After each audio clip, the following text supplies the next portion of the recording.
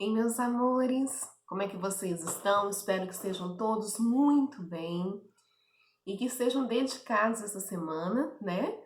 Vamos relembrar que essa semana são atividades revisionais, não é isso?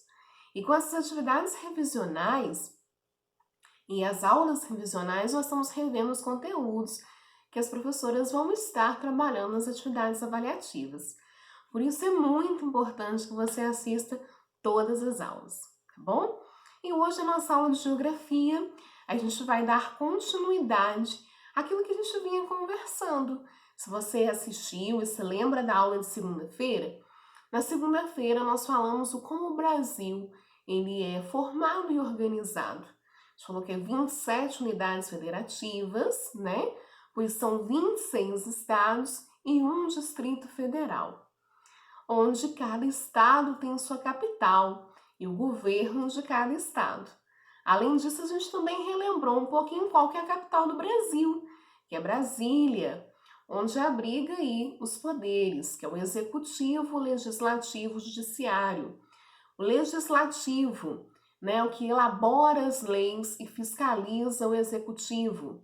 O executivo, né, que coloca na prática, que governa, que ali, né, deve, né, seguir as leis elaboradas, e o judiciário que aplica a lei. A partir do momento, né, que não foi realizado conforme devia, há também ali suas penalidades. Tudo bem? E aí a gente falou das regiões, as 5 regiões brasileiras que foram agrupadas de acordo com as características semelhantes que ela apresenta. E a gente viu que os nossos estados são divididos em 5 regiões: Norte, Nordeste, Centro-Oeste, Sudeste e Sul. Não é isso? E hoje a gente vai falar um pouquinho de população e movimentos migratórios. Você se lembra o que é população? Lá na página 162, deixa eu Cris ver aqui qual que é a página. 178 vem falando sobre população e vem lembrando alguns assuntos muito interessantes sobre essa população. A gente percebeu que o Brasil ele é um país muito populoso, né?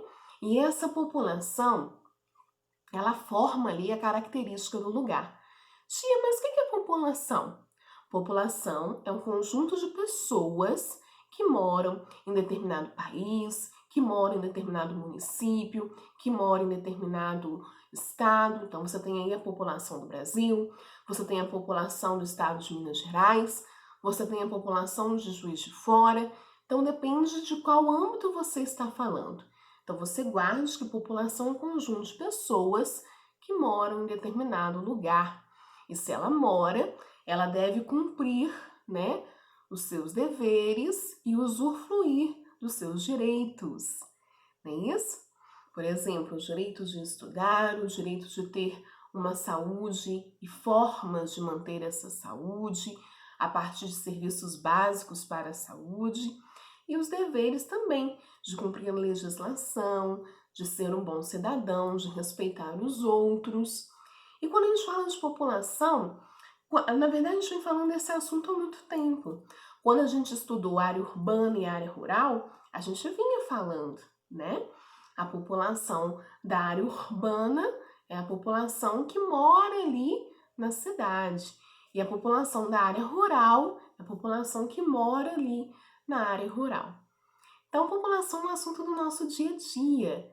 E a gente percebeu que tem uma pesquisa que é feita pelo IBGE, que se chama Censo Demográfico, que vem saber dados dessa população, que vem saber ali, que vem pesquisar e aí atualizar a quantidade de população de cada lugar, consequentemente, a quantidade de população do Brasil, do país, e como vive essa população socialmente, ou seja, como é a renda, como é a escolaridade dessa população. Então, essa pesquisa, ela vem dar dados dessa população. E ela é organizada e ocorre de 10 em 10 anos. Tudo bem? E a gente falou um pouquinho, e a gente viu nessa tabela aqui, ó, vamos relembrar ela, dos países populosos. E aqui tá em ordem, né? está em ordem decrescente, do maior, do mais populoso, até os menos populosos. No caso aqui, a gente só tem os mais populosos, mas existe uma lista, né, que vai até o final. Então, a gente tem aí China, Índia, Estados Unidos, Indonésia, Brasil, Paquistão, Nigéria, Bangladesh, Rússia e México. Países bem populosos. E quando a gente fala de população, de aumento ou diminuição dessa população, nem tem como a gente não falar dos movimentos migratórios. Você lembra disso? O que vem ser os movimentos migratórios?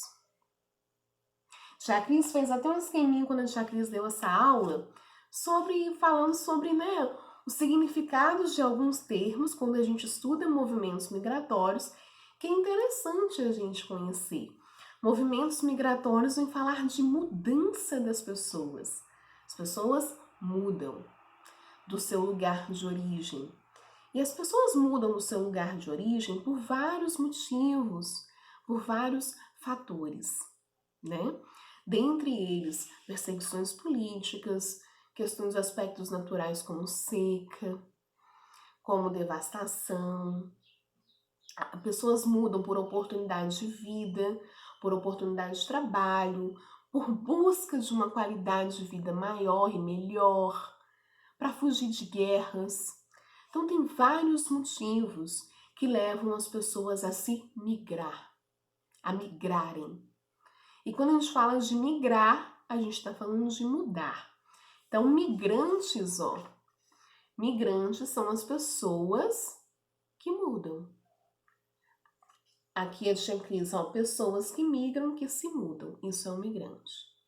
E aí, quando ocorre esse movimento, essa mudança, diversos fatores, os principais a gente já ressaltou. O Brasil, por exemplo, é um país que recebe, né, vários imigrantes aqui desde o século qual? 16. O seu livrinho aí vem falando isso.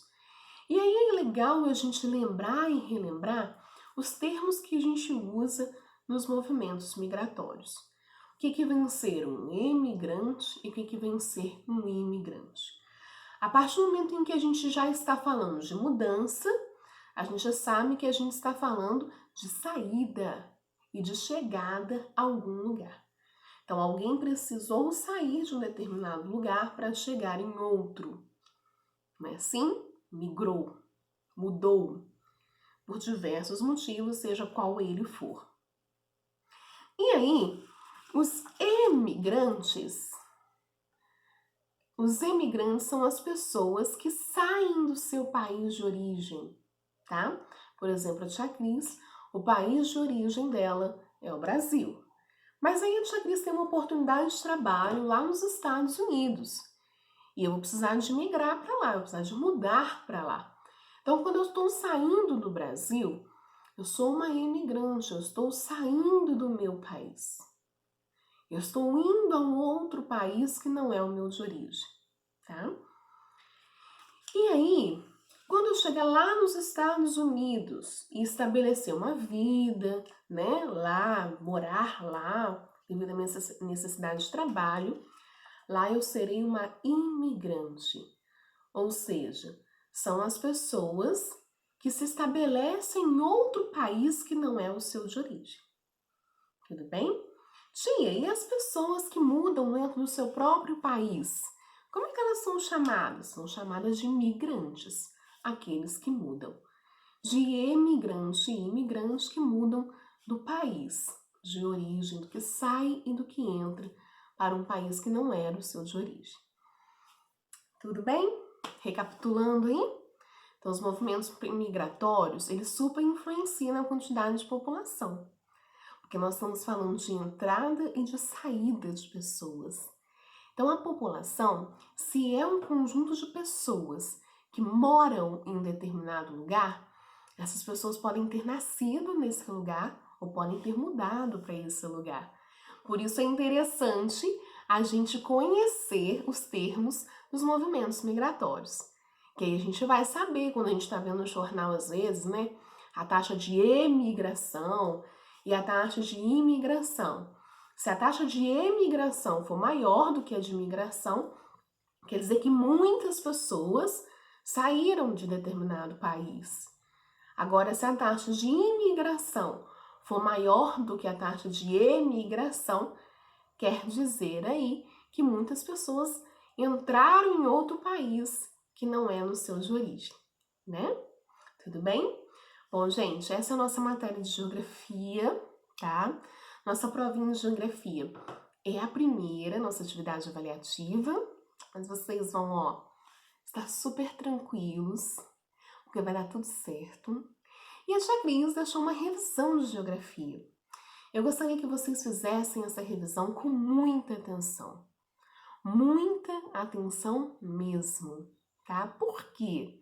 Já que Cris vai te explicar por quê. Na sexta-feira a gente vai ter um momento, né? Mas não precisa ficar preocupado, vai ser tudo avisado direitinho. E eu vou conversar com vocês sobre essa revisão e sobre a matéria de geografia. Então façam com atenção, tá bem? Já que Cris vai deixar a correção escrita, mas nós vamos conversar e refletir também sobre essas questões.